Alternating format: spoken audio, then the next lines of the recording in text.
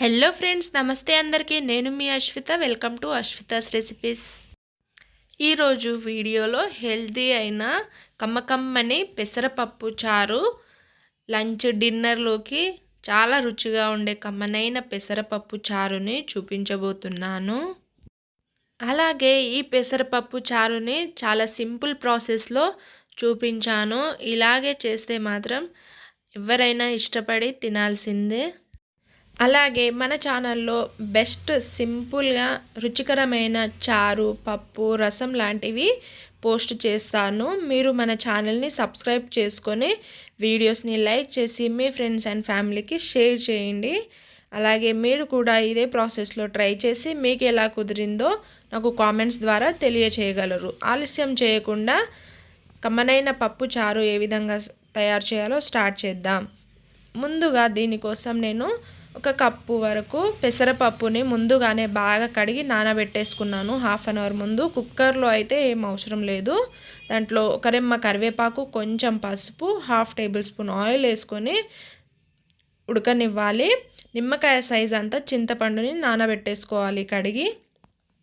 ఆ తర్వాత చింతపండు నానాక దానిని ఇలా రసం చేసుకొని పక్కన పెట్టేసుకోవాలి. మనము పులుపు ఎంత వేస్తే అంత రుచికరంగా ఉంటుంది. ఆ తర్వాత పప్పు ఉడికిన తర్వాత ఇలా పప్పు గుత్తితో రుబ్బి స్మాష్ చేసుకోవాలి.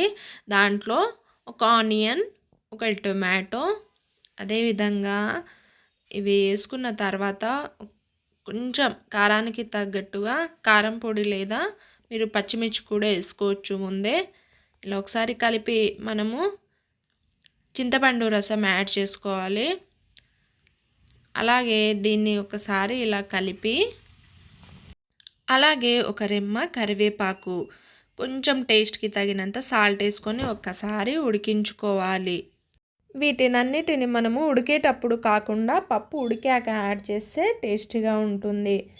తర్వాత అది కొంచెం ఉడికాక మనం పోపు కోసం ఒక గిన్నె పెట్టుకొని దాంట్లో 1 టేబుల్ స్పూన్ ఆయిల్, ఒక 6-7 వెల్లుల్లి, ఒక 2-3 వరకు ఎండుమిరపకాయలు వేసుకొని ఇలా దూరగా ఫ్రై చేసుకోవాలి. ఆ తర్వాత మనము దీంట్లోనే కొంచెం 1 స్పూన్ వరకు ఆవాలు, జీలకర్ర వేసుకొని ఫ్రై చేసుకోవాలి. పప్పులో ఇవి ఉంటే చాలా టేస్టీగా ఉంటాయి కదా. ఆ తర్వాత 1 రెమ్మ వరకు కరివేపాకు వేసుకోవాలి.